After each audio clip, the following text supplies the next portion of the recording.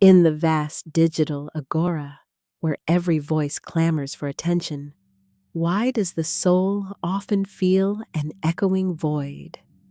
We inhabit an era where connectivity is ubiquitous, yet the specter of loneliness looms large. To unravel this paradox, we must traverse the corridors of ancient thought and confront the shadows of modern existence. Social media promises communion, a tapestry woven with threads of shared moments and dialogues. Yet beneath this veneer lies a chasm, a phenomenon the philosopher Hannah Arendt termed uprootedness. In her seminal work, The Origins of Totalitarianism, Arendt elucidates how modern individuals, adrift from traditional anchors of meaning, become susceptible to isolation, rendering them vulnerable to mass movements and ideological possession. In the digital realm, this uprootedness manifests as algorithmic radicalization, where echo chambers amplify extremities, ensnaring the isolated in cycles of affirmation and alienation. Existential philosophers grappled with the inherent solitude of human existence. Jean-Paul Sartre posited that existence precedes essence, thrusting upon us the burden of defining our being in an indifferent universe. This confrontation births existential isolation, the unbridgeable gap between self and other. In the digital Colosseum, curated personas and performative interactions exacerbate this isolation, as authentic selves are obfuscated by avatars and filters.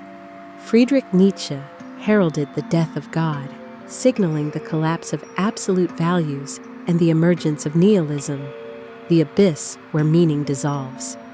In the absence of transcendent anchors, individuals confront the void, leading to despair or the will to power.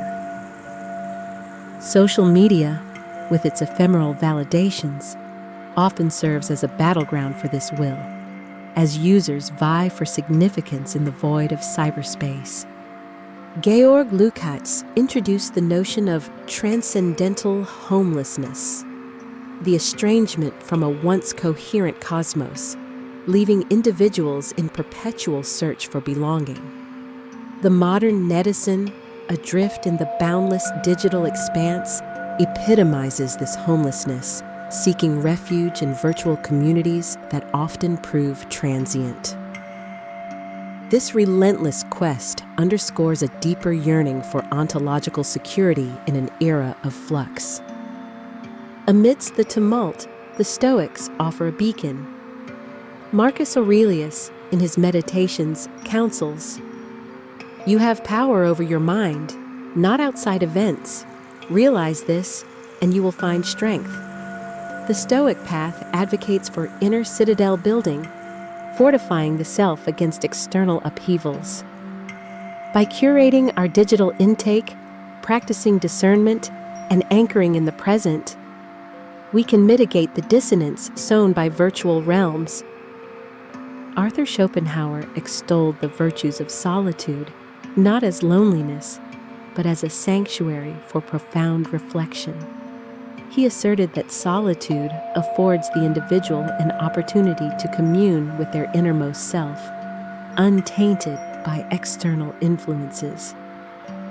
In embracing authentic solitude, we cultivate creativity, self-awareness, and a resilient sense of identity, countering the superficial connections proliferated by social media. In the confluence of past and present, solitude and society, virtual and real, we find the essence of our humanity.